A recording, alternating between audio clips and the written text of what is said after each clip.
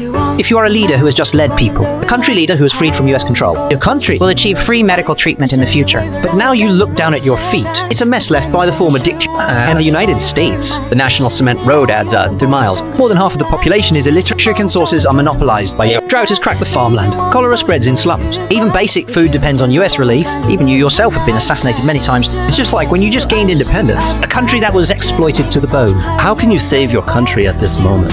You know, to save this country, you must first break the chokehold of the US. The first step is 2 C's. You have the most sugar cane and nickel, but the profits of sugar were taken by a mayor. And nickel mines don't even have mining equipment. You didn't take the path of pleasing the West for loans. Instead, you directly nationalized sugar cane and distributed the land occupied by American capital. You sent representatives to by supplying sugar for long in exchange for equipment and technology for mining. But the problem is there was no one in the country and management skills. Half of the government staff were illiterate. Without delay, they immediately set up literacy schools, let soldiers and intellectuals who had been to school, and taught farmers to read by hand. They built technical schools in the capital and invited Soviet experts to teach. From mining to machinery, to teach young people bit by bit. Once you visited a school, you saw students reading textbooks. You called a student who had started earlier and asked about their studies. He proudly replied to you. After learning, many of them, they could already participate in the construction. He is now participating in a project to make molds in the factory lab. The economy just picked up. The United States imposed they banned your sugar exports, cut off the oil supply, and even medicines were not allowed. You didn't panic. You signed trade agreements with Eastern European countries, exchanging nickel for oil, sugar for medicines. You launched a self-reliance movement at home, calling on people to reclaim wasteland to grow food, and even turned the lawns of government buildings into. A reporter asked if you were afraid. You pointed to the people queuing up for vaccinations. People are my confidence. You never value the surface economic growth,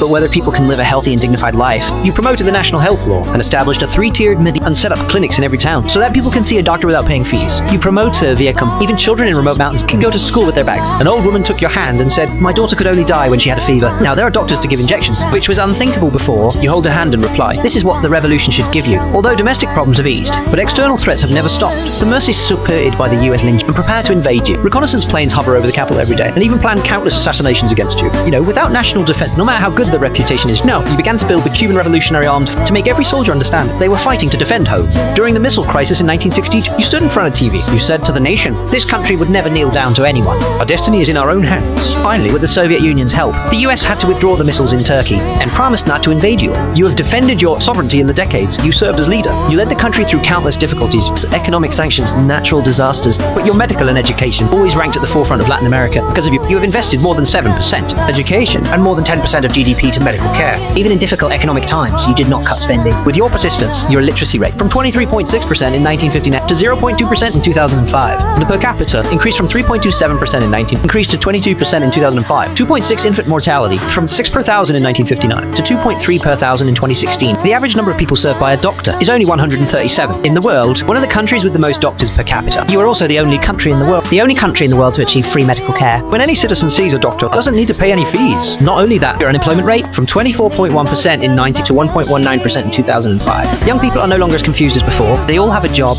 that can support themselves and their families. Even later, you can even send doctors to help all over the world. Someone asked you, you could have chosen an easier path. Why do you choose to confront the US? You smile and say, because I want every people to hold their heads high, without looking at others' faces. In 2016, you had lived for 90 years. Now on the streets of the capital, you can still see your portrait. The old will tell the children, he made us free to see a doctor. And free education. Young doctors will take your belief to save lives in the slums of Africa. You didn't leave the people a huge fortune, but left behind a dignified life. And unbowed integrity. The country you protected with your life is Cuba. And your name is Fidel Castro.